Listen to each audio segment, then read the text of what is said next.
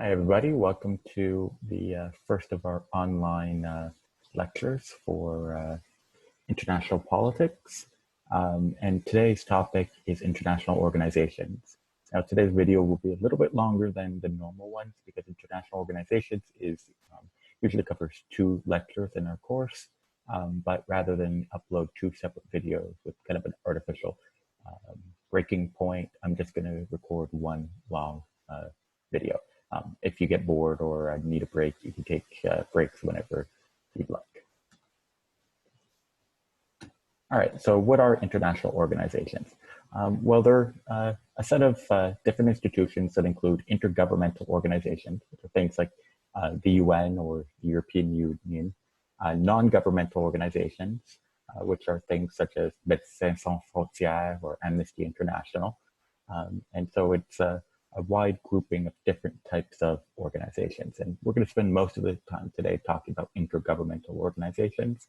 But it's also important to remember that there's many, many different NGOs. There's thousands of different NGOs that are spread across the world. And some of them play important roles in many different international events. So what are intergovernmental organizations then? Those are organizations whose members include at least 3 states that have activities in several states and whose members are held together by a formal intergovernmental agreement, right? So if you just have 2 states that have made an agreement together, it doesn't qualify as an intergovernmental organization. So if just Canada and the US make an agreement, that may have legal status, but it doesn't qualify as an intergovernmental organization. It has to have activities in several states, right? So, and its members are held together by a formal intergovernmental agreement, right? So you need some type of agreement that holds these together. It can't just be an informal arrangement between 3 or more states. There has to be some form of formalization.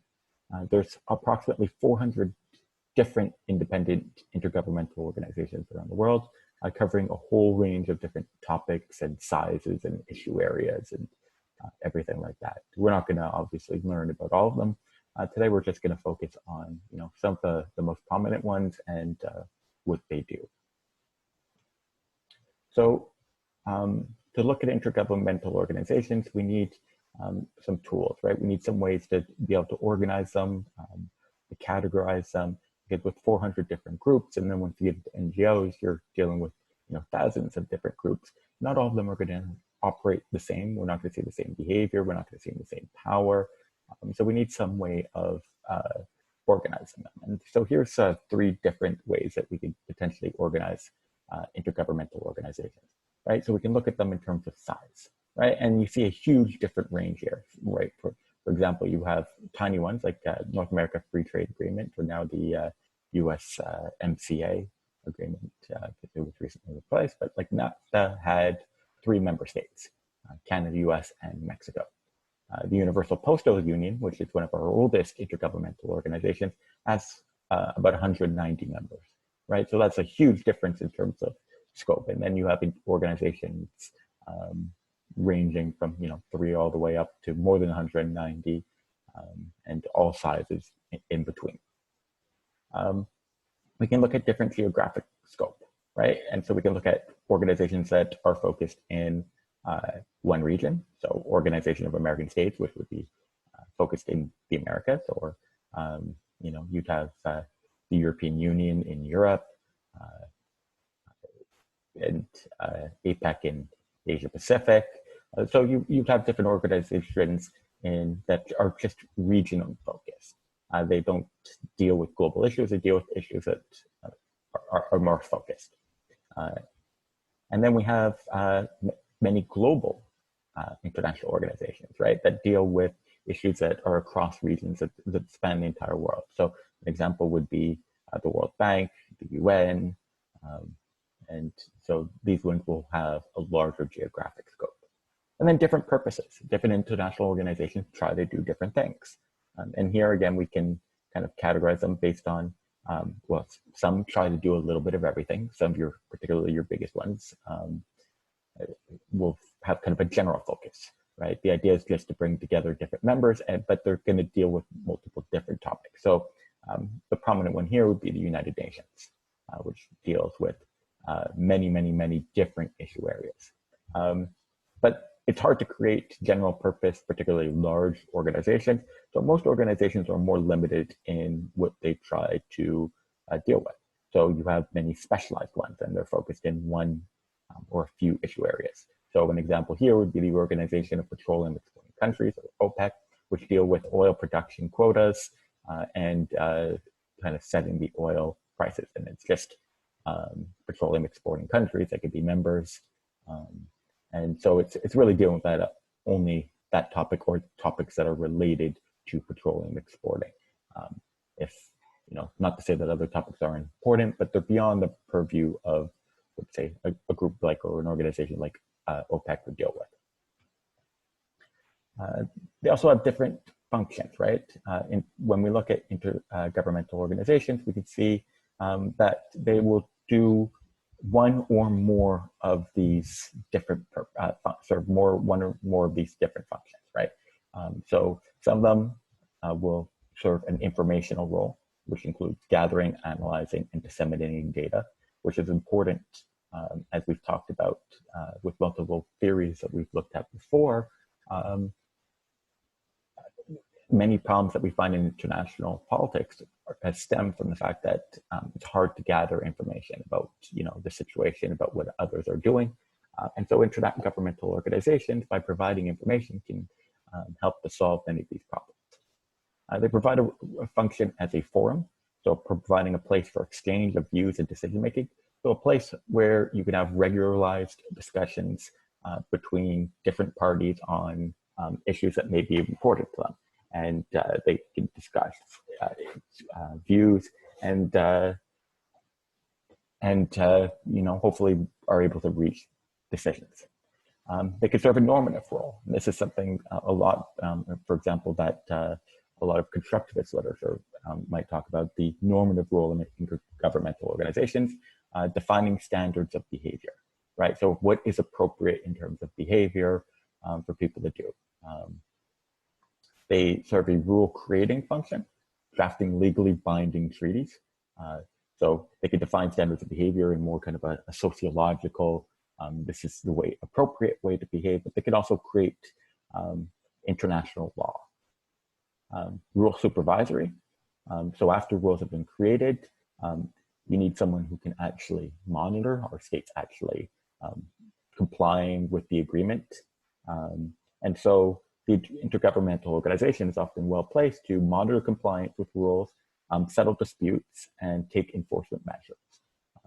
Now, monitoring compliance is often the easiest of these three, and followed by settling disputes, and enforcement is oftentimes very difficult, even for the best intergovernmental organizations. But this is one of the goals of IGOs. Operational. So allocating resources, providing technical assistance, relief, and deploying forces. Many IGOs, they actually do things too, right? So, the UN might deploy peacekeepers or, provide help on the ground. And this can be really useful in terms of providing resources in areas where it's needed and can sometimes do it very quickly. But also many countries that may be members of intergovernmental organizations who are experiencing problems, oftentimes they have technical deficiencies, right? Or they may not have much state capacity.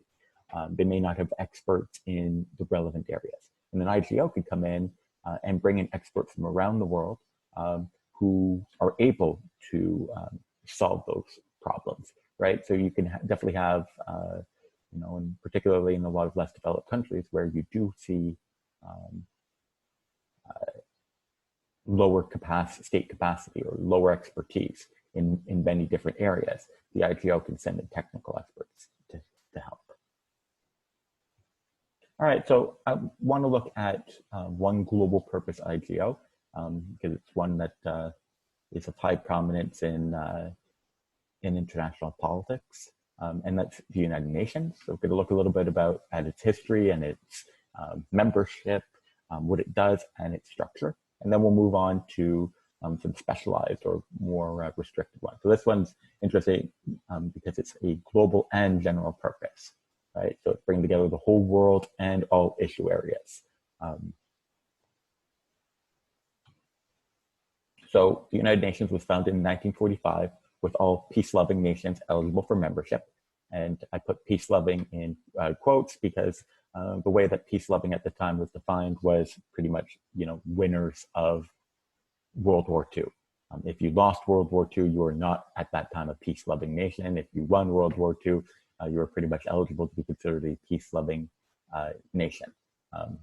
As is common with many international organizations, particularly the large international organizations that are founded at the end of wars, they take on the shape of what, the victor's desire.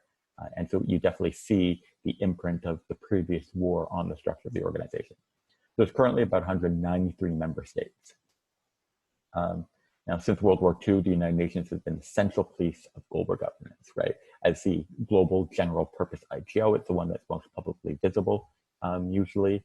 It's the one where we put kind of the highest hopes in terms of solving many problems, because it's the only IGO with global scope and newly universal membership, right? So it's the only organization that can bring together everybody at the same time, and that can cover all of the different issue areas, not just one, but can look at international politics in a more holistic manner. The establishment of the United Nations in the closing days of World War II was the affirmation of the desire of war-weary nations for an organization that could help them avoid future conflict. And we see this at the end of many great wars, many of the kind of the largest wars, that at the end of the war, countries are tired from the war, and they want to find an organization, or they want to find a way that can help them avoid future conflict. So we see this with the UN after World War II. We saw this with the League of Nations after World War I, and the Concert of Europe after the Napoleonic Wars. And in many important ways, the structure of the United Nations was patterned after that of the League of Nations, right? So we kind of took what we had learned from the successes of the League of Nations where they existed, what seemed to work, but also the League of Nations had many failures. So in designing the United Nations, we kind of tried to take from, the best of what the League of Nations accomplished while avoiding the worst failures. So there definitely was, some evidence of learning, particularly in terms of the Security Council and the permanent membership in the Security Council for the Permanent Five. So let's look at some of the key principles that make up the backbone of the United Nations. The first is the principle of sovereign equality of member states, right? So that means that on its face, all member states are equal to each other. So there's none that are above, none are below, right? And that's based on the principle of sovereignty. It doesn't matter whether you're large or small. All member states are sovereign over their territory, and that means that they should be treated as equal. Now, interestingly, when we'll look at some of the structures, not all members are always completely equal within the UN, but this was important. Some of these kind of deviations were important for other principles. Twin principles of peace and security. So all member states shall refrain from threat of or use of force against the territorial integrity or political independence of any state, or in any manner inconsistent with the United Nations purposes, and settle their international disputes by peaceful means. So if a dispute arises between different states, to use peaceful means, and never issue any threats of the use of force against the territorial integrity or political independence of any states, right? So at its core, well, the United Nations does many different things, because it was created at the end of World War II to try to avoid wars. At its core, its primary goal is peace, right? Where it's different from some of the organizations that whose primary goal is peace is that after the failures of the League of Nations, the creators of the UN realized that if you want to maintain peace, you can't just be dealing with military security, right? Maintaining peace and security requires bringing together economic and social issues as well. There's an obligation built in to support enforcement action. So if there is a breach to the peace, All members are technically obligated to help in enforcement actions to the best of their abilities. And so the best of their abilities is run in the principle of good faith effort to fulfill all obligations, right? But it doesn't mean that all states will always be successful in fully living up to the terms of the UN Charter or UN decisions, but they must put in place a good faith effort to get there. So they have to try their best. Non-intervention in domestic affairs. So nothing in the present charter. So this is a quote from the Charter of the United Nations. Nothing in the present charter shall authorize the United Nations to intervene in matters which are essentially within the domestic jurisdiction of any state, or shall require the members to submit such matters to settlement under the present charter. Right. So this kind of fits within the sovereign equality. While the United Nations deals with international issues, it isn't supposed to be dealing with purely domestic issues, because states are sovereign over what happens in this territory. Now, there's a lot of tension over this point, right? Because some states hold very, very strongly to this principle, but other states have found that there needs to be exceptions here, right? In the terms, if there's a humanitarian crisis in the state, if the state is, abusing its people, if there's a genocide or ethnic cleansing within a state, many interventions that we've seen through the UN have, particularly more recent ones, have involved some element of interference or intervention in domestic affairs, under the idea that, by mistreating the people to a certain extent, the government has given up its right to claim non-intervention. And this is done through kind of some of the principles relating to the rights of people that are built into the Charter and human rights documentation within the United Nations. But we definitely see some tension here, right? Do you have the right to interfere in a civil war if you're not invited? Do you have the right to interfere in a genocide if you're not invited? And then Article 51, which is like kind of the core of some of the self-defense, or this is a security organization.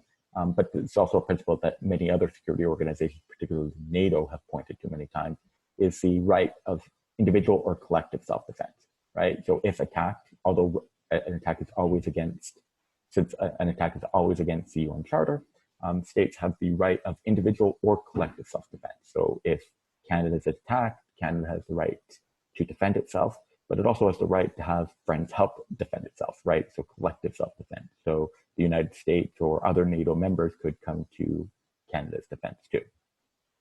And this is a principle that NATO has invoked for many of its different interventions, the principle of collective self-defense. So this is the United Nations system, the kind of the structure.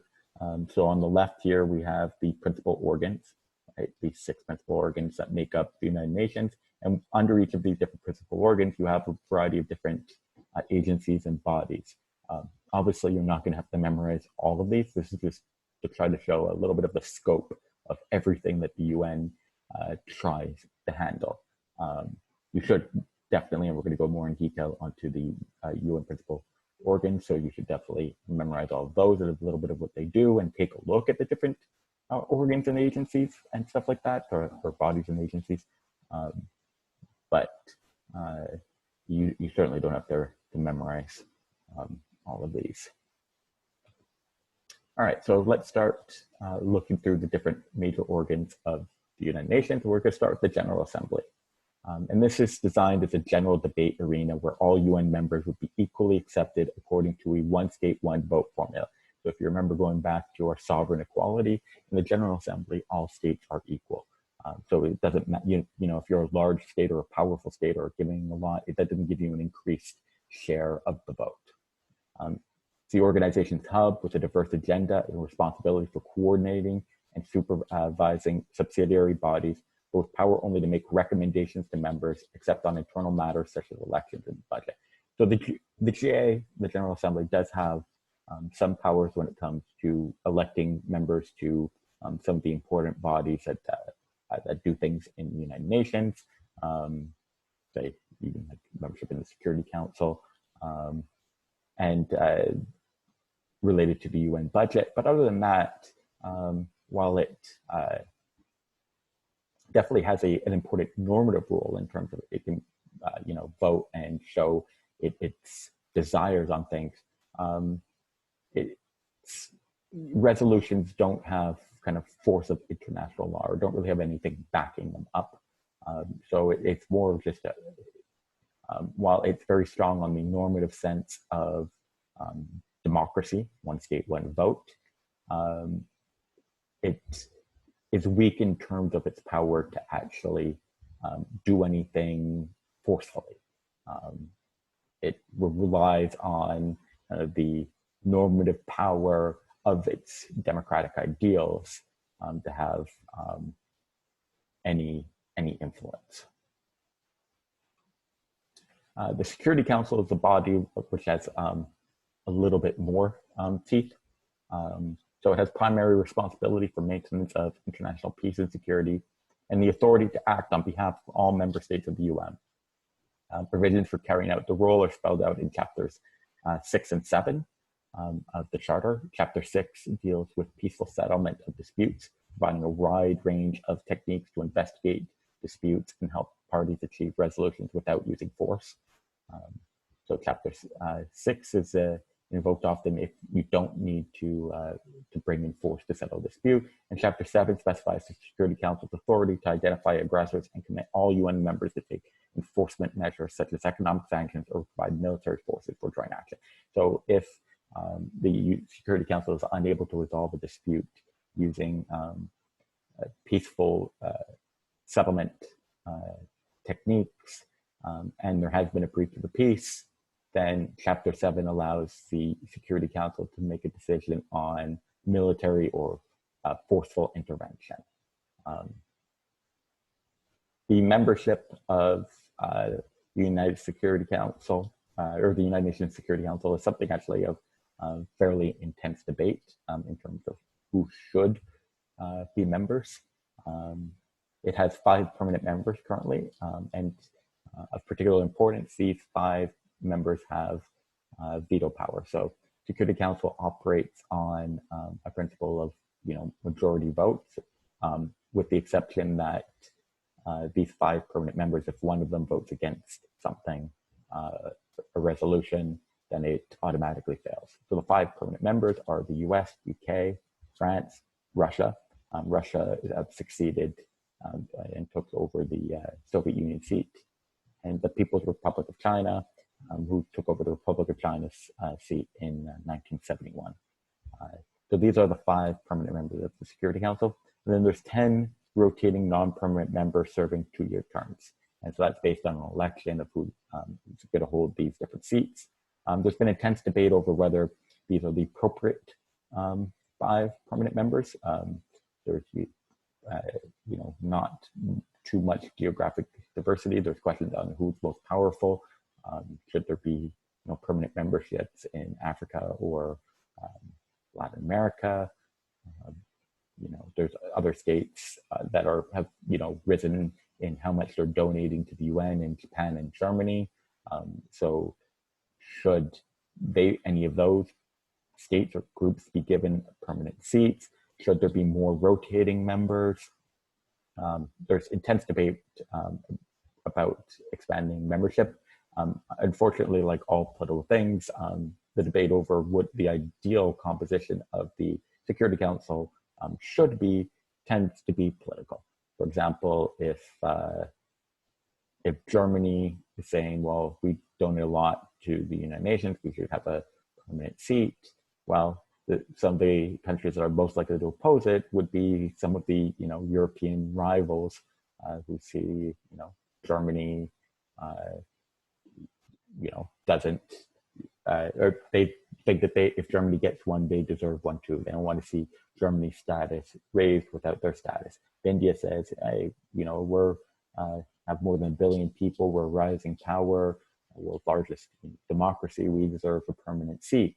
While India's regional rivals are likely to say, no, India, we don't want you to have this seat, right? So they're likely to vote against any plan that sees India getting a permanent seat. If Brazil says, we're the largest state in South America, rising power, we deserve a seat. Well, many of the regional rivals in South America are likely to oppose that plan.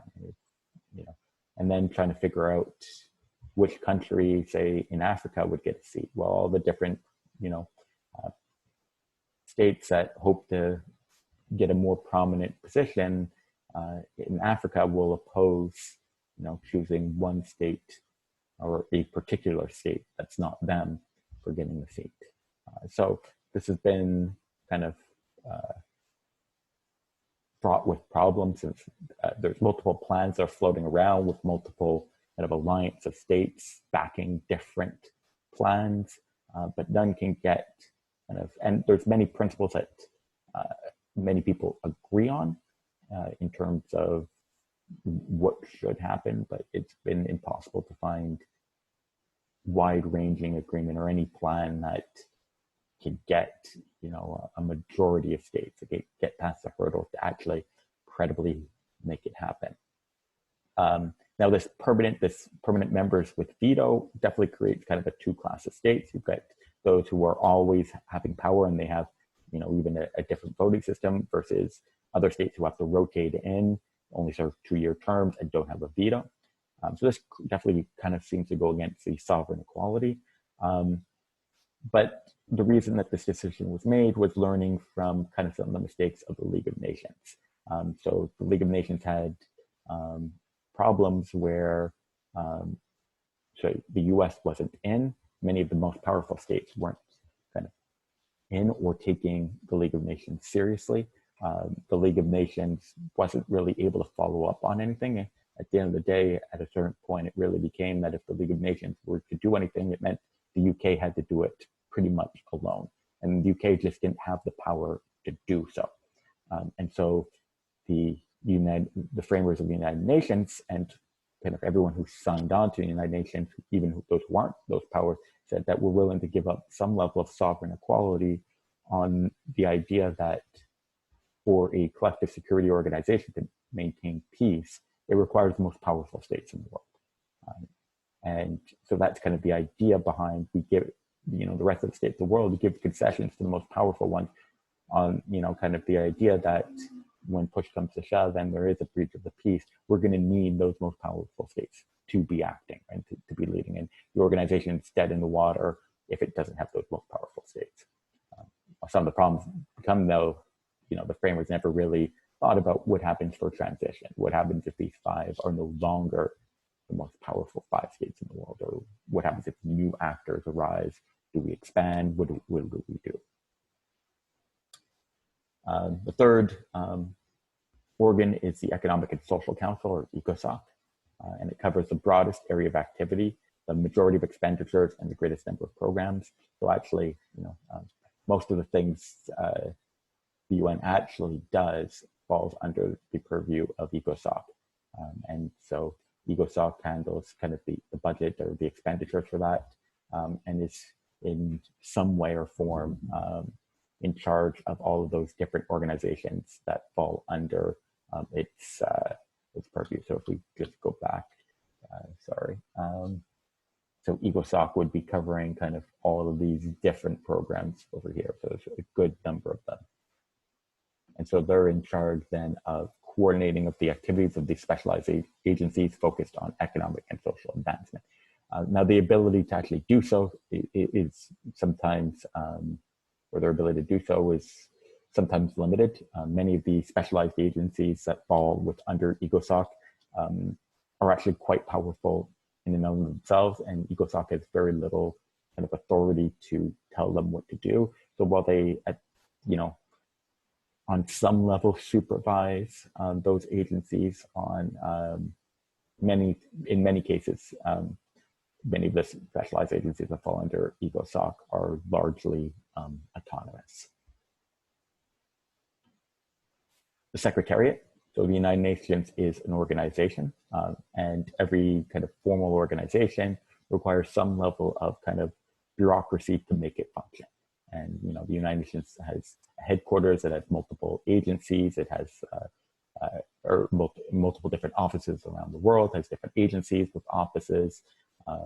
And so the UN requires some level of just kind of staffing to make the day-to-day functions of the United Nations operate.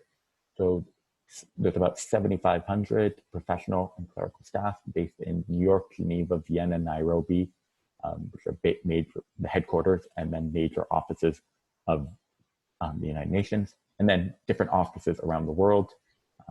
And these are international civil servants. So while they're nationals of their member countries, they are supposed to represent the international community. So, if I'm a Canadian working at the United Nations as a member of the staff, well, I maintain my Canadian citizenship, but I'm performing my functions as a staff member of the UN. My Canadian citizenship or my Canadian identity is not supposed to inform the decisions that I make. I'm not supposed to be taking actions that will benefit Canada. I'm supposed to, just operate on behalf of the United Nations. The Secretary General is the manager of the organization, responsible for providing leadership to the Secretariat, preparing the UN's budget.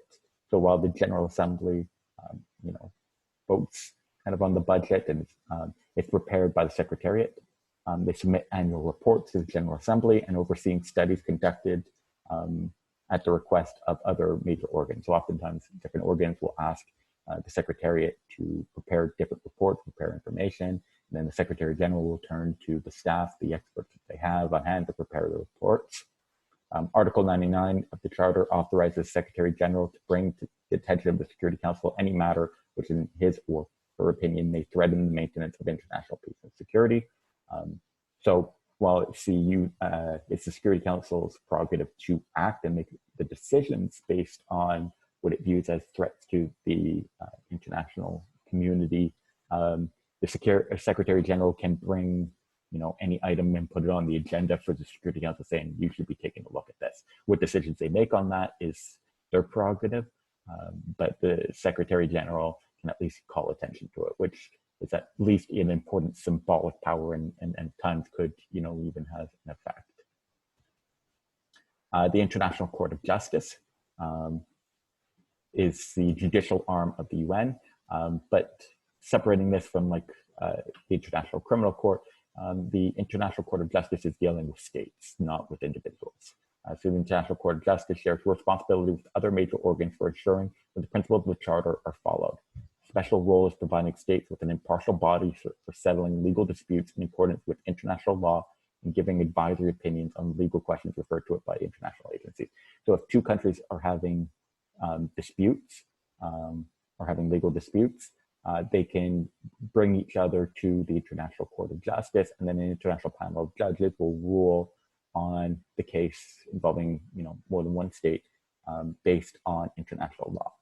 What they often will also do is, rather than referring cases, different states or international agencies can go for advisory opinions, saying, we're thinking of doing this. We'd like to implement this policy. We'd like to take this action, but before doing so, we'd like to see, is this acceptable under international law? And so then the International Court of Justice will take a look and give its opinion on whether this is acceptable. And then finally, the Trusteeship Council, which at present, there's no text below because at present isn't really doing anything. So when the United Nations was first formed, there was kind of moving towards a wave of decolonization and hoping for decolonization.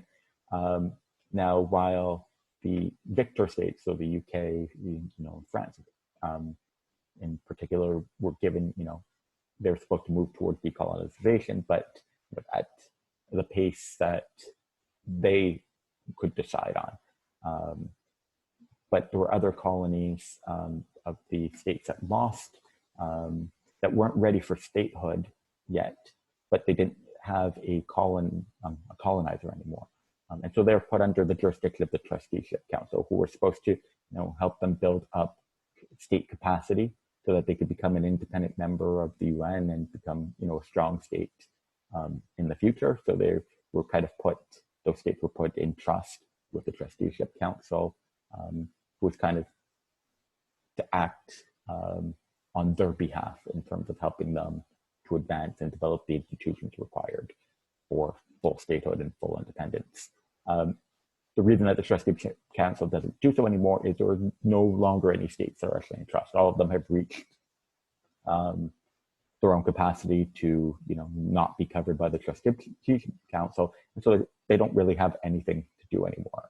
There's been multiple, debates about what the Trusteeship Council could do in the future. Can it be repurposed? It's got, a really nice room in the UN headquarters, which is sitting empty, not really accomplishing anything. So there's been multiple debates, including things like, environmental stewardship or stuff like that. They could be put under the Trusteeship Council, but at present, there's been no agreement as to what that would look like. So here's just kind of a list of some of the affiliated organizations, just to show kind of, many of them are ones that you may have seen before operating, and these kind of fall under the affiliated organizations. So they're under the UN's banner, and many of them falling under ECOSOC's purview. So you've got Food and Agriculture Organization, International Civil Aviation Organization, which is noteworthy for many of the viewers here because ICAO is located in Montreal. It's the only UN affiliated organization in Canada. There's the International Fund for Agricultural Development, International Labour Organization, International Monetary Organization, International Monetary Fund, International Telecommunications Union, UNESCO, United Nations Education, Scientific and Cultural Organization, United Nations Industrial Development Organization, Universal Postal Union, World Bank Group, World Health Organization, which is getting a lot of airtime with everything going on with COVID-19, World International Property Organization, World Meteorological Organization, and World Tourism Organization.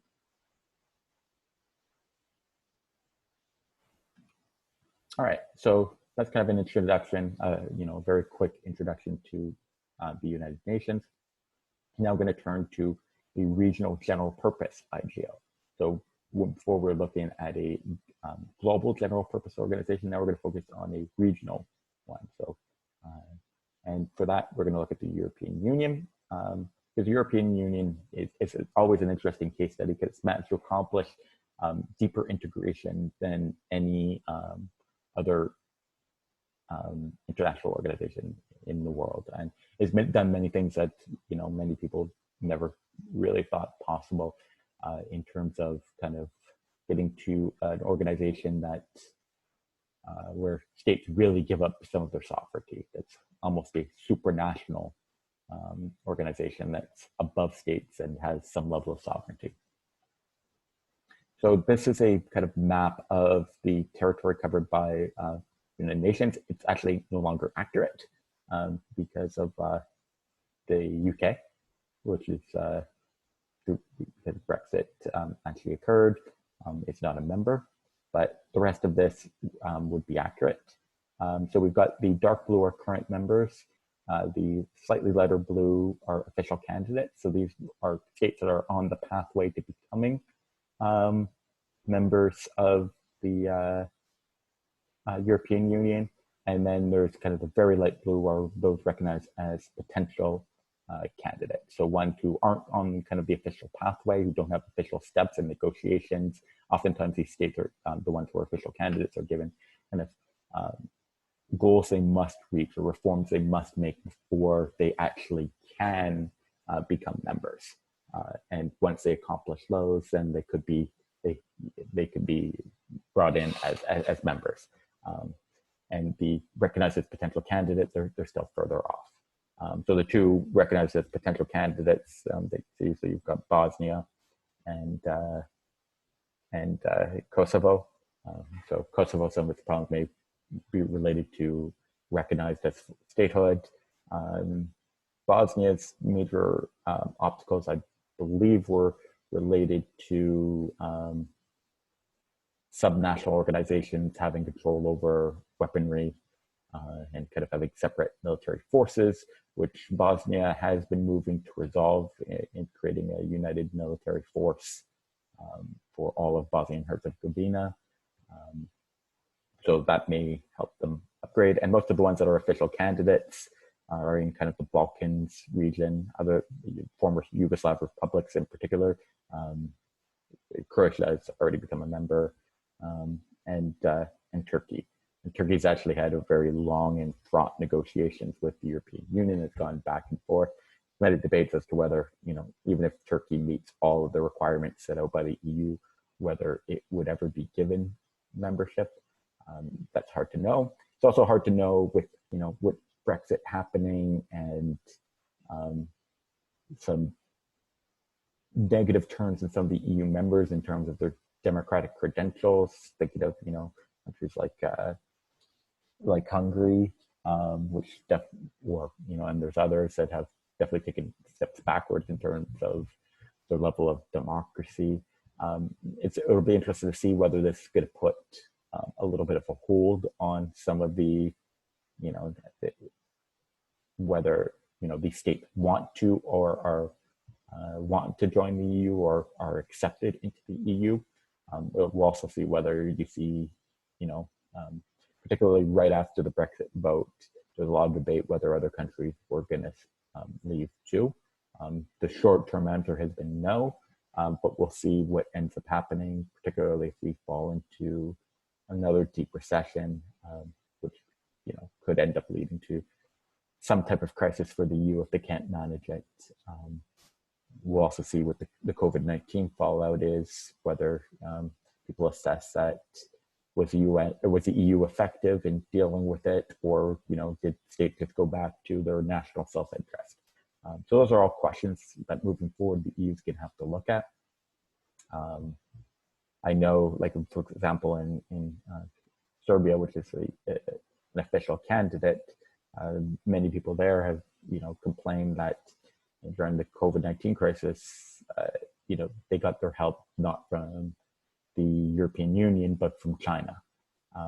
And the European Union, dealt only with, Germany dealt with German problems, or France dealt with France problems, and whatnot. So we'll see if, that changes support for the EU. So this is kind of a map of the EU power structure with a separation between the legislative branch in yellow, executive branch in blue, and judicial branch in gray. And the arrow is kind of pointing to who decides on what. One of the really interesting and unique things about the European Union is here. Right? So the usual pathway for how people have an influence on intergovernmental organizations, at least in democracies, is this pathway. People vote in national government, and then national governments act on, or national parliaments and national governments act on intergovernmental organizations, right? So the representatives to the United Nations, for example, aren't directly chosen by people. They're, chosen, they're members of the government who will appear, who will be ambassadors to the UN, or national leaders will speak at the General Assembly. So some have critiqued that there's kind of a democratic deficit, that people themselves don't really have much say in how intergovernmental organizations are run. Particularly in non-democratic states, the people have no say in how intergovernmental organizations are run, because their national leaders aren't representing the will of the people in that country. So at least in democracies, you have, in theory, that the governments are representing the will of the people, but whether that actually takes place is sometimes questionable. But in non-democratic countries, that's highly, highly questionable. What's different with the European Union is, yes, there still is the national governments still have a say, right, in terms of operating through the European Council, the Council of Ministers. And so it's not to say that, national leaders and don't have any say. The European Council would be made up of different heads of government or heads of state. Council of Ministers is made up of different ministers depending on the issue, right? So if it's an economic issue, it would be ministers related to the economy. If it's security, it'd be, ministers of national defense. So governments. But the European Parliament is elected directly by the people. So there are European elections that are completely separate from national elections, where people vote in who their ministers or the members of the European Parliament will be. And so there's, European political parties. And so these are separate from national elections. And those members of the European Parliament don't sit in any national parliaments or national governments. Their role is purely within the European Union. And they play a role in the legislation that makes up the European, in the making of rules, pan-European rules.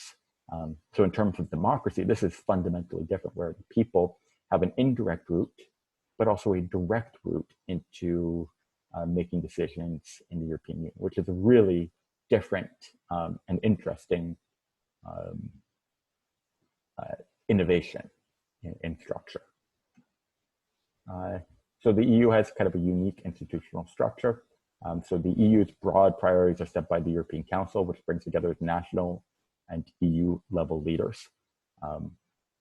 So they kind of talk about the broad priorities. What are the goals that we're hoping to look at?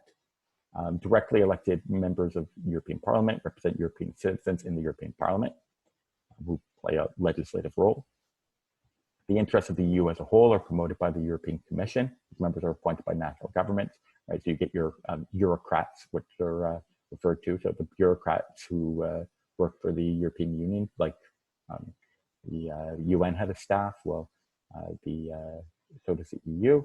And then governments defend their own country's national interests in the Council of the European Union, which also has a role in legislation, but it's more of a, where the members of the European Parliament, yes, they've got to get elected by their domestic constituencies, but they don't owe anything to the national government. Here's where kind of the national government gets their say. And depending on the issue area, it'll depend on which minister is defending the national interest. Involved in EU legislation are three different bodies. So you've got the European Parliament, which represents EU citizens and is directly elected. The Council of the European Union, which unfortunately the EU refers to, just uses the word council too often in sometimes confusing ways. So the Council of the European Union, if we just go back to here, would be otherwise would have been the Council of Ministers.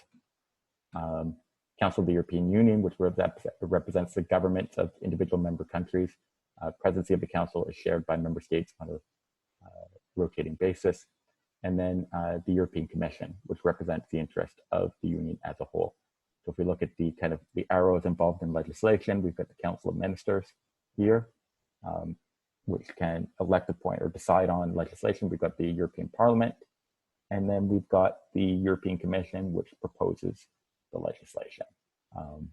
So these three different bodies are involved in creating legislation for the European Union.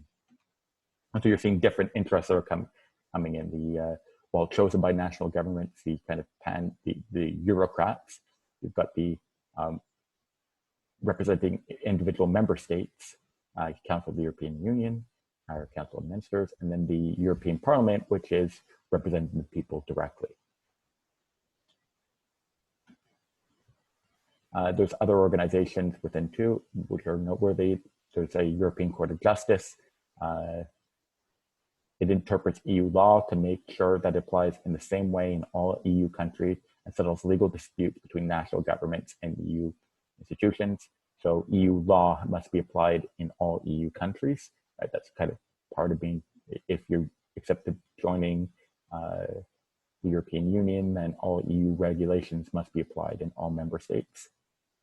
And it can settle legal disputes between different national governments and EU institutions. It can also, in certain circumstances, be used by individuals, companies, or organizations to take actions against an EU institution if they feel it has somehow infringed on their rights. So if the EU's done something that somehow infringes on the rights of either an individual, company, or organization, they can go to the European Court of Justice to have it resolved. So what's the development of the European Union? Where does it come from? Given just how deep the connections are, it's interesting to trace the path of how we got from what starts as the European Coal and Steel Community all the way to the EU with a currency and everything. So the European coal and steel community, was initial proposal was to place Franco-German coal and steel production under a common authority. Steels are really important, coal and steel are really important in the production of weapons. And so this was kind of a way, if we could tie the Franco-German coal and steel industries together, and kind of the weapon industries together, is viewed as hopefully a path to avoid wars in the future. So that was kind of the goal, right? So it was based kind of on the principle of functionalism. So if coal and steel sound like fairly boring, it was kind of the idea. The issue involves what matters for engineers and technical experts and did not threaten politics, right?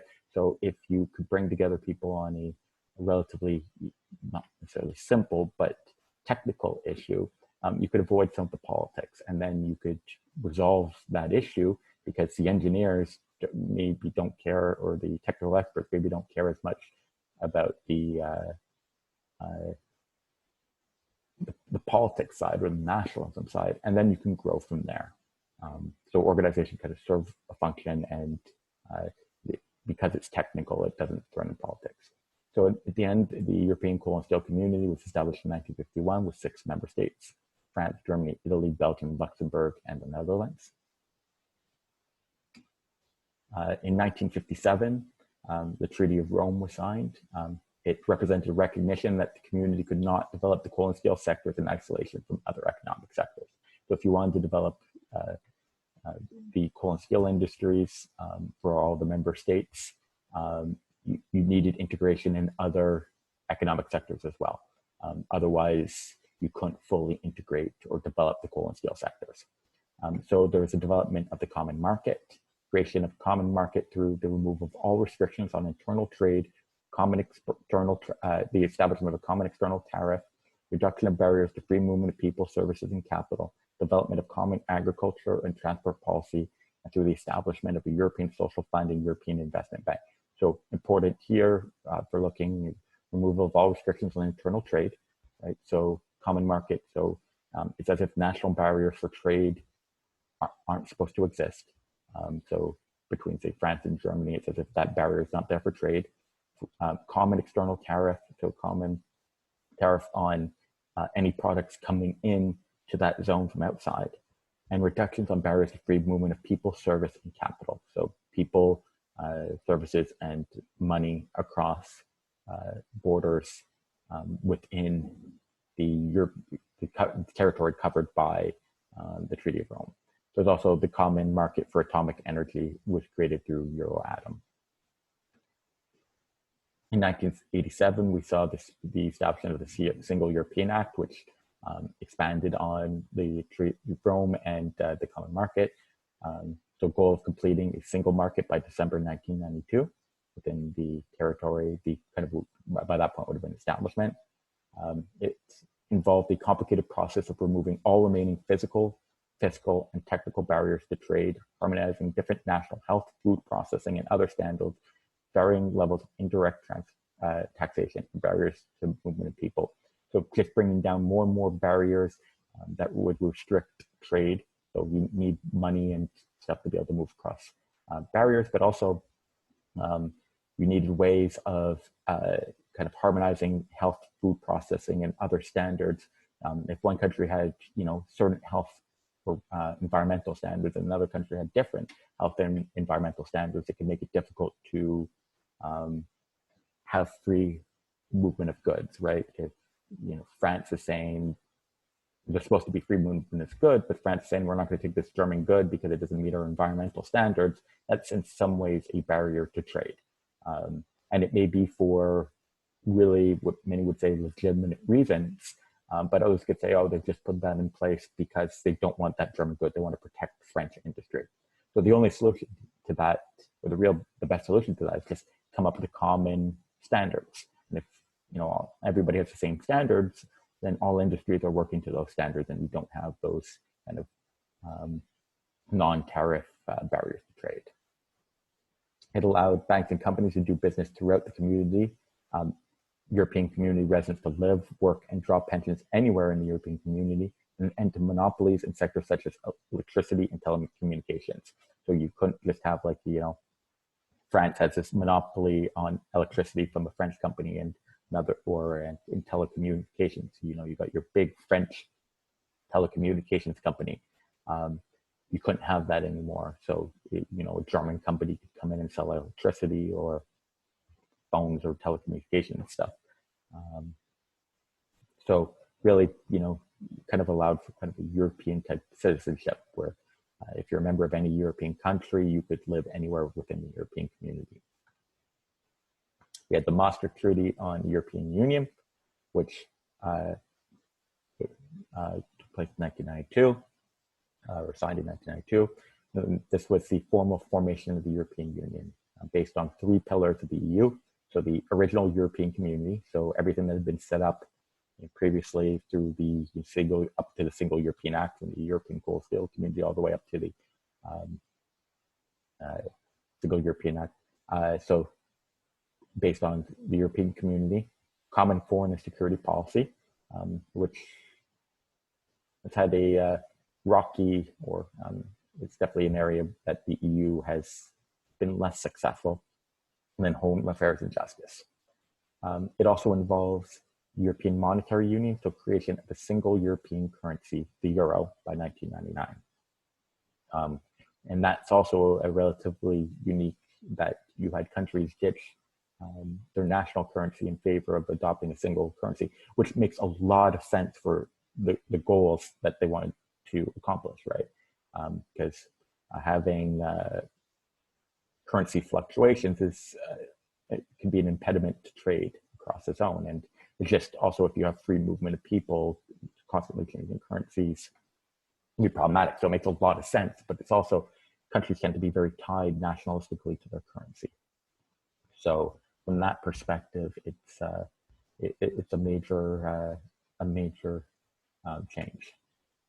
So that kind of concludes looking at the European Union. I want to turn a little bit to collective security organizations. So we've already talked a bit about them because the UN is a collective security organization at its core. But I want to focus a little bit about what does a collective security organization mean? What are the different types? We'll look at some examples. So what is first collective security? It rests on the notions of all against one. While states retain considerable autonomy over the conduct of the foreign policy, participants in the collective security organization feels a commitment by each member to join a coalition to confront any aggressor with opposing predominant strength.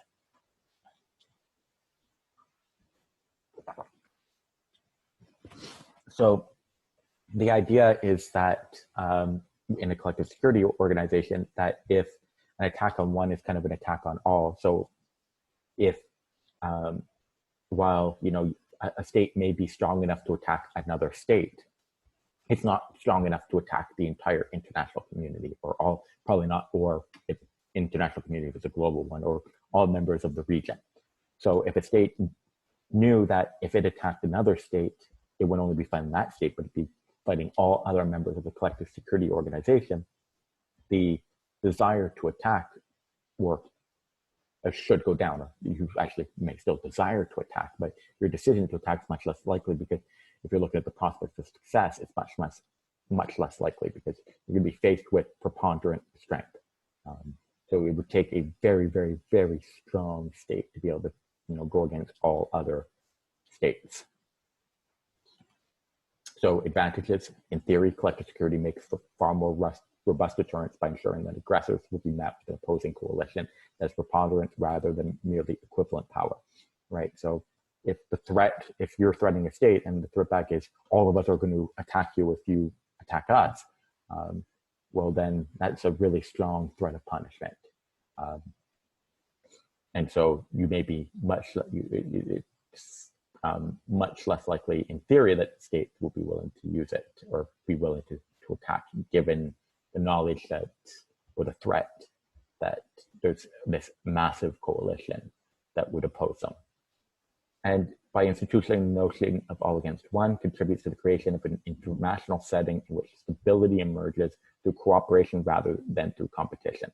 If members of the collective security organization believe that deterrence is so strong that war becomes very unlikely, then they can ditch kind of policy making based on competition and can just work together to strengthen the organization, because they no longer fear each other. If anything, they want other members of the group to be strong because it makes the deterrent stronger. Just that so long as nobody becomes preponderant in strength all by themselves, that kind of a hegemon arises.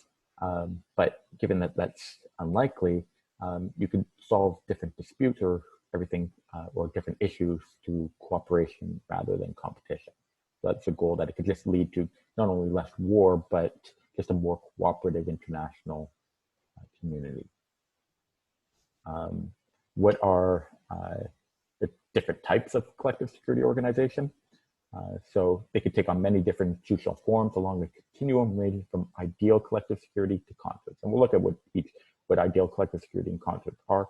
You should remember that these are kind of pure types, particularly ideal collective, kind of like an ideal type. So it's not necessarily saying that we're ever going to see one of this, but it's kind of most of the different organizations we'll see are kind of somewhere in the middle. So these organizations vary as to the number of members, geographic scope, and the nature of the commitments to collective action. So ideal collective security at one end of the spectrum is participation of all states of the world, covers all regions of the world, and involves a legally binding and codified commitment on the part of all members to respond to aggression whenever and wherever it might occur. So even the UN doesn't reach this standard, that legally binding codified commitment on the part of all member states to respond to aggression. While states are supposed to do the best they can, it's hard to say that it reaches that standard. Participation in the UN is here universal, but not necessarily universal. So the UN comes close, but even in the UN, there's been, under the UN system, there's been many wars where you didn't see the UN responding. So there's been many, many acts of aggression where we didn't see preponderant force on behalf of the UN responding. And so even the UN doesn't meet this standard. For an ideal collective security, it would have to be any time there's any aggression, you have an automatic response of the other member states to come to the defense of the one that's been attacked. Concert lies at the other end of the continuum. It represents the most attenuated or simple or weakest form of collective security. Though predicated on the notion of all against one, membership in a concert is restricted to the great powers of the day. A small group of major powers agree to work together to resist aggression. They meet on a regular basis to monitor events and, if necessary, to orchestrate collective initiatives. Concert's geographic scope is flexible. Members can choose to focus on a specific region or regions, or to combat aggression on a global basis. Finally, a concert entails no binding or codified commitments to collective action. Rather, the decisions are taken through informal negotiations through the emergence of consensus. So this is much weaker, where the other, with ideal, it's legally binding treaty requiring military response or requiring collective defense. Here it's not legally binding. It's not all states involved. It's just the great powers. So there'll be a discussion based on it. What are the disadvantages of a concert? Well, in many ways, some of the kind of the perks of it, deterrence that you have in an ideal collective security just aren't there. There's not necessarily the knowledge of a state that if you attack, you'll be met with a preponderance of force. So the deterrent threat isn't quite as strong. The advantage is its flexibility, that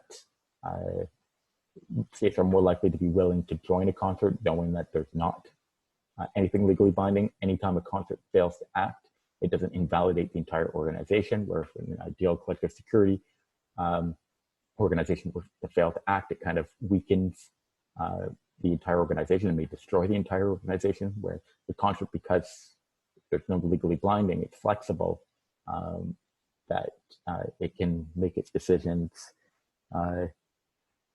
based on what it wants. And so one failure isn't really a failure. Focus on the major powers of the day. So it's also not like defending everyone. So the major powers are really more trying to restrict war between themselves. Whether they go to war with minor powers, they may discuss if it's, within their region, but there's no protection given to minor powers. And actions taken by the major powers outside of the region is something that is usually left out of the concert. So the main example of concert that we often talk about is the Concert of Europe, which took place at the end of the Napoleonic Wars. So the great powers in Europe after the Napoleonic War wanted to avoid fighting each other. So it's kind of agreement to discuss and consult with each other over any kind of events taking place in Europe and try to solve it between themselves so they could avoid war. Outside of Europe, the states were pretty much free to do whatever they wanted, so they could expand in colonization.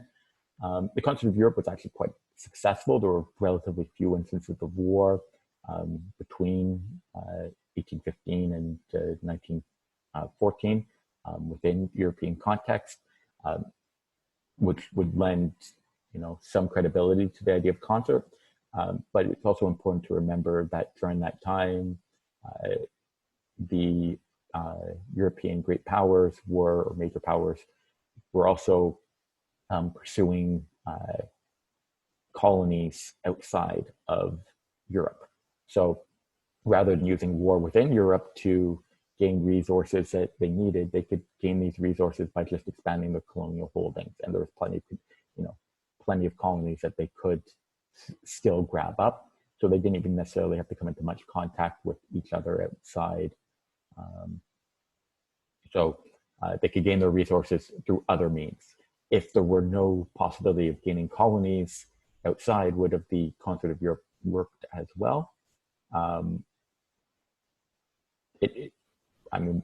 We don't, there's no way of knowing for sure, but it's a good question to at least ask. The concert will obviously break apart at any point when, major powers decide that they don't want to work together to resist aggression. If they decide, maybe war's not such a bad idea. But in any case, in any collective security organization, if enough of the great powers decide that war is a good idea, or it's an ideal collective security or concert, that organization's in trouble. So League of Nations is an important collective security organization established in 1820 through the Versailles Treaty. It was intended to include all countries and resist aggression globally. So its intention was to fall close to the ideal collective security. It was based on all members participating in the General Assembly. And there was a more powerful League Council, which kind of resembles Security Council, which included Britain, France, Japan, and Italy, with 4 rotating smaller powers. The US was supposed to be a 5th permanent council member, but did not ratify the League Charter. So Woodrow Wilson played an important role in helping to draft the League Charter, but at the end of the day, he couldn't get it ratified through the Senate. During the 1920s, Germany was given a permanent seat and the number of rotating members was increased. So Germany wasn't initially put in because, in 1920, this was a treaty that was put in place at the end of World War I, and Germany had lost World War I. So again, and if your victors gain the spoils and gain the prominent positions in the international organizations that follow, and the losing ones play secondary roles. Italy had switched sides, and Japan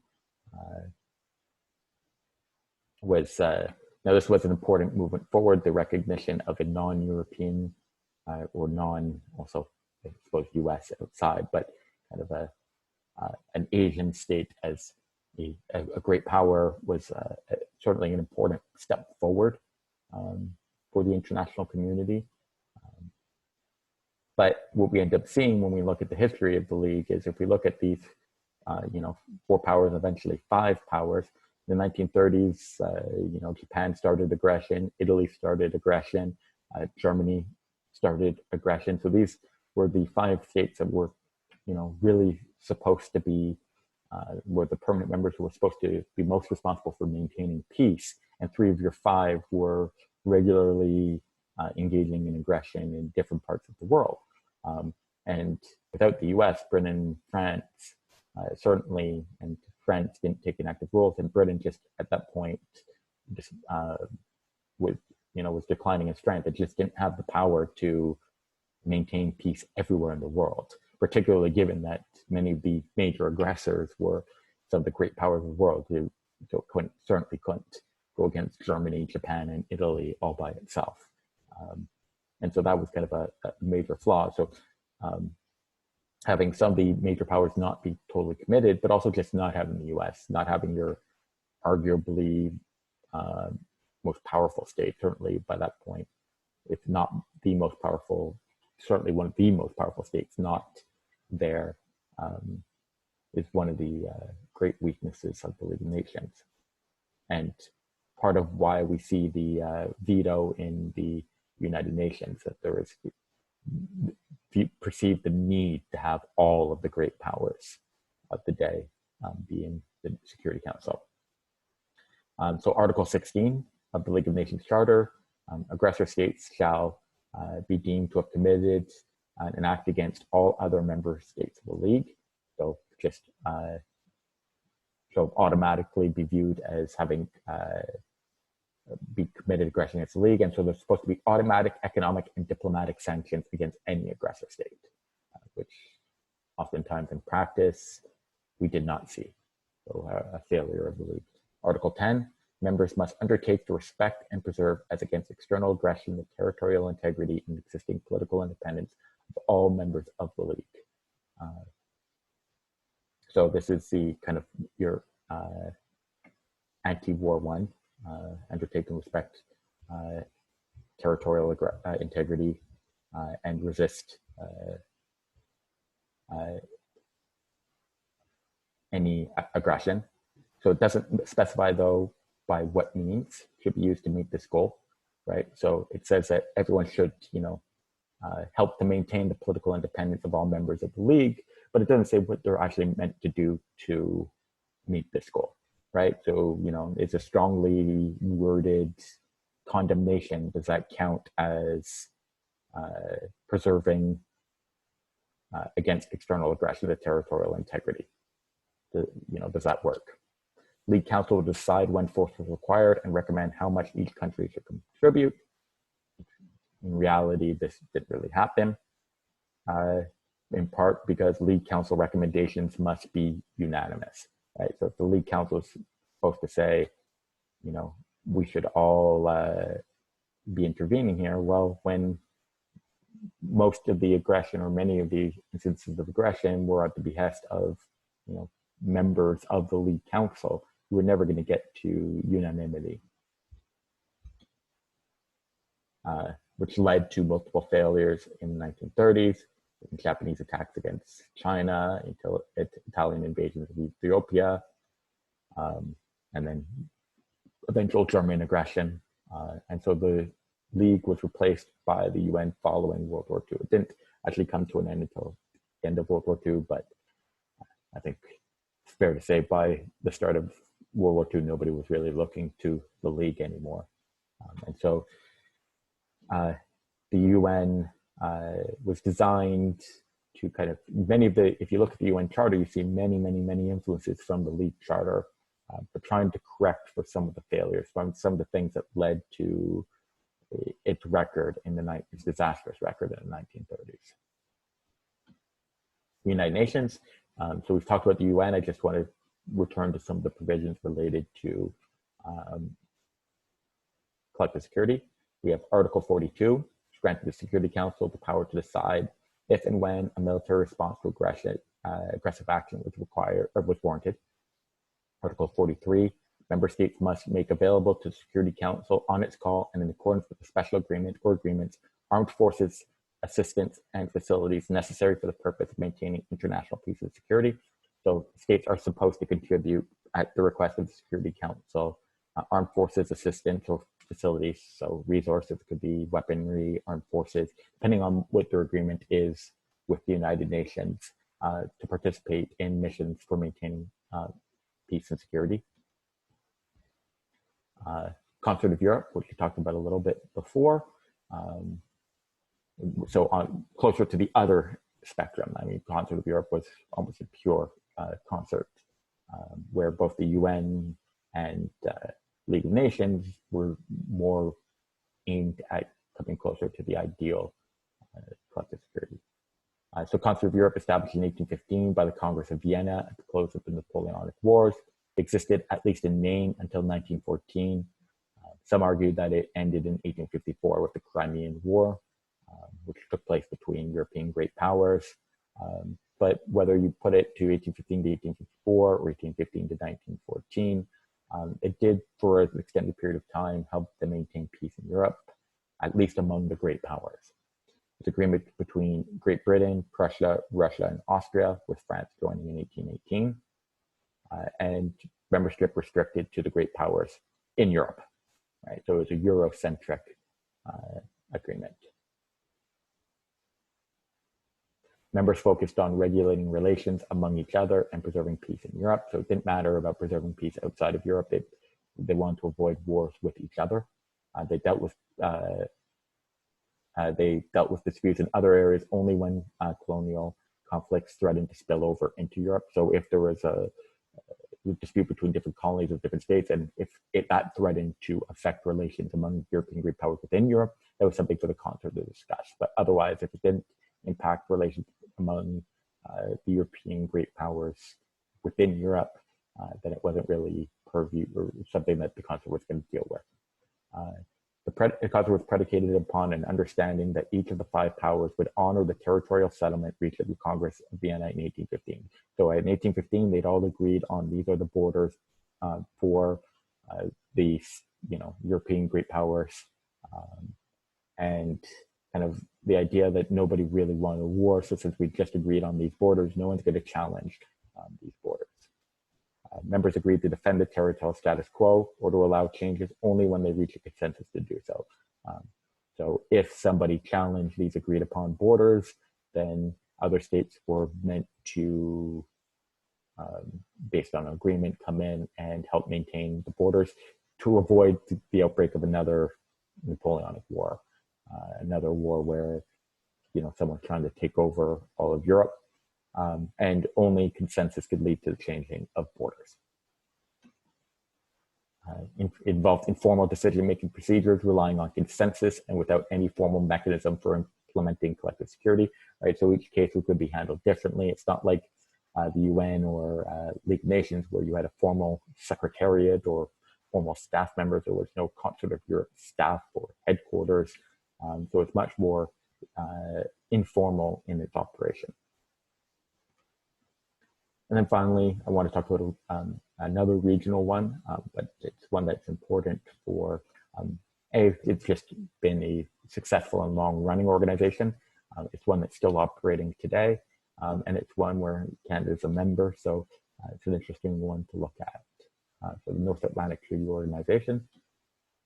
It's a US-led military alliance formed in 1949 with mainly Western European members to oppose and deter Soviet power in Europe, right? So its main goal at its formation was it was formed at the early parts of the Cold War, and the goal was to keep the Soviet Union and its allies, so to keep the Soviet Union, the Warsaw Pact, or eventual Warsaw Pact, out of Western Europe.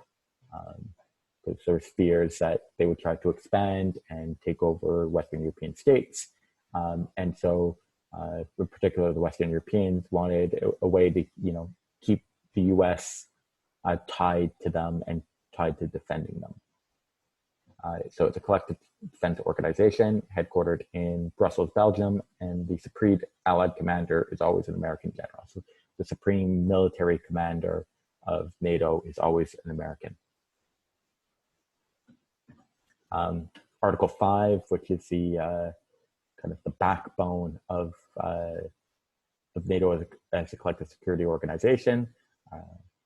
The parties agreed that an armed attack against one or more of them in Europe or North America shall be considered an attack against all, and consequently they agreed that if such an armed attack occurs, each of them in exercise of the right of individual or collective self-defense recognized by Article 51, so returned to Article 51 of the Charter of the United Nations, will assist the party or parties so attacked by taking forthwith, individually and in concert with the other parties, such action as it deems necessary, including the use of armed force to restore and maintain the security of the North Atlantic area.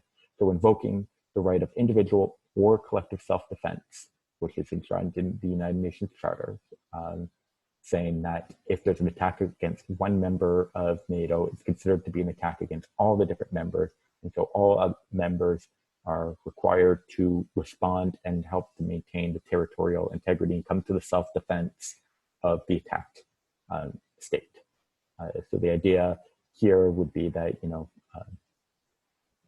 we thought that the Western European states were the most vulnerable to attack. So if the Soviet Union were to attack a Western European state, Article 5 state that all other members, and most notably the United States, was obligated to come to the self-defense of.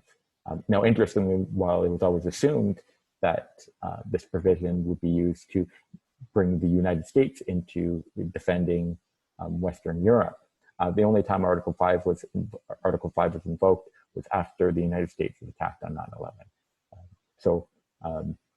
Interestingly, it was only invoked when the only time it was ever invoked was when the United States was attacked.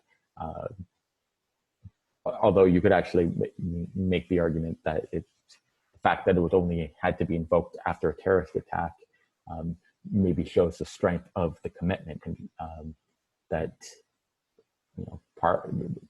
you could make an argument. It's impossible to know whether it's true that the strength of NATO is what made it so that Article 5 never had to be invoked within Western Europe. But we couldn't know what history would look like without Article 5. Now, Article 5 has kind of been at the core of NATO since its inception, and it's something that leaders of different countries have backed up and repledged their commitment to. So it was very noteworthy early in President Trump's presidency when he was less committal towards Article 5, and certainly less committal towards the collective self-defense. Why should Americans die for the war-hungry Montenegrins? Somehow Montenegro became a war-loving country in President Trump's eyes.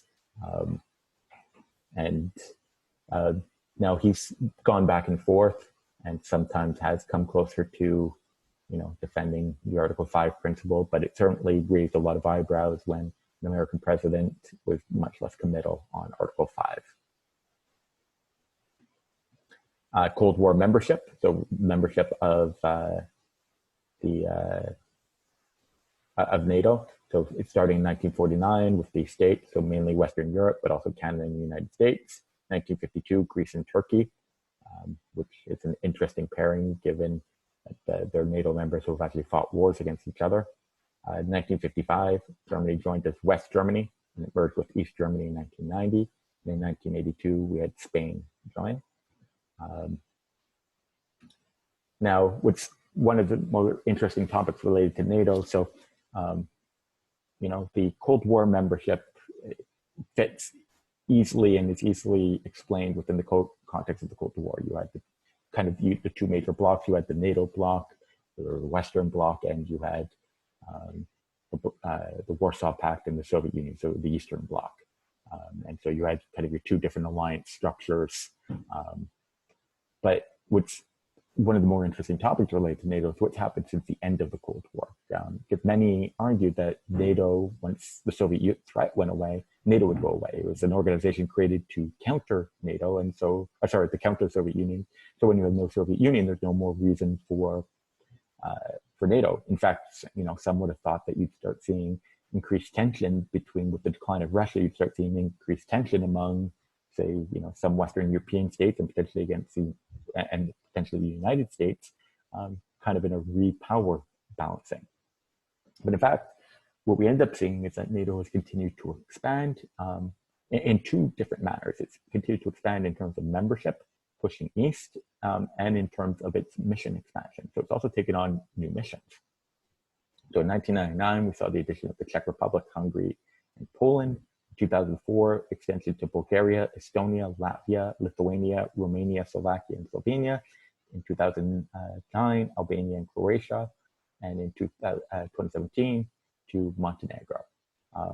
And so we saw pushing into the Eastern Bloc, taking up many of the former Eastern Bloc states, and getting closer and closer to, we're getting closer and right up against Russia's border. So this was definitely a point of contention between the West and Russia in the 1990s in particular, and the early 2000s was, here's this security organization that its whole kind of forming purpose was to counter the Soviet Union, and now it's pushing right up against Russia's borders.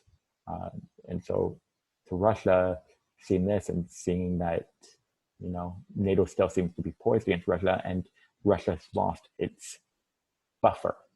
It used to have kind of satellite states, part of the Warsaw Pact, Eastern Bloc states that were buffers against, you know, the Soviet Union or Russia itself. And now you've got, you know, Estonia, Latvia, Lithuania right on the border with Russia. And so that's definitely an increased threat to Russia. So that's certainly a point of contention. Also a mission expansion. So because, you know, NATO's primary mission was to counter the Soviet Union, it needed a new mission. It needed something new to do. And so it's expanded its mission to not only still maintain the territorial integrity of, you know, the member states, but also security through promotion of democracy and human rights.